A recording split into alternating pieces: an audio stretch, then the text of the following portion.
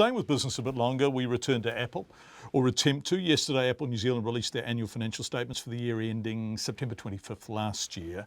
We noticed that their costs of doing business in New Zealand are about 95% of their revenue from doing business in New Zealand. Now, there's nothing illegal about this, nothing.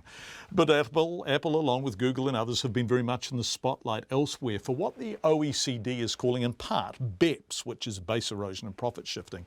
It's a form of tax avoidance that the OECD estimates costs the world as much as $240 billion a year in lost tax revenue.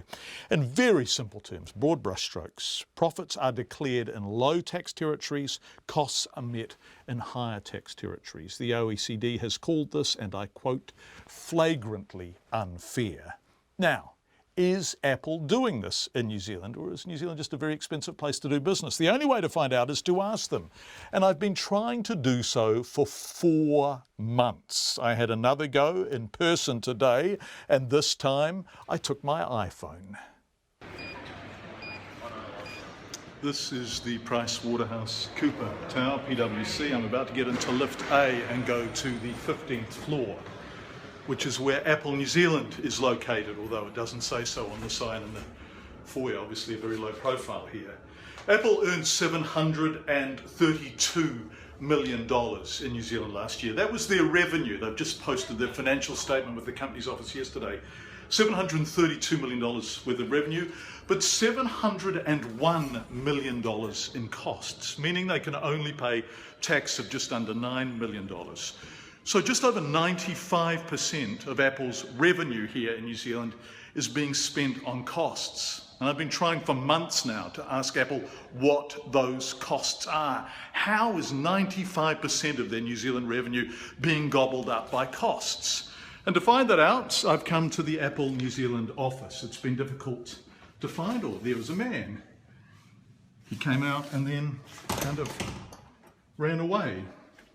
So this is the Apple New Zealand office, $701 million worth of costs. It's Wednesday morning, and it's locked, there's no reception, and the people inside who saw me ran back and desperately don't want to talk. Now, I can understand why. Their media people are in Australia. Despite there being $700 million worth of costs in New Zealand, there are no media people here. So let's give them a call and see if they can explain how 95% of their New Zealand revenue goes on costs.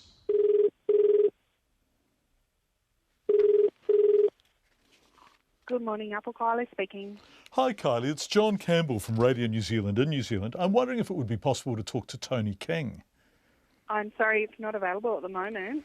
Would it be possible to talk to anyone about the annual financial statements for the year end 26 September? They've just been released in New Zealand today. This is for Apple Sales New Zealand. Okay, you'll need to speak to someone in our corporate communications team. If I can just put you on hold for 1 moment. That'd be fantastic. Thank you very much. Thank you.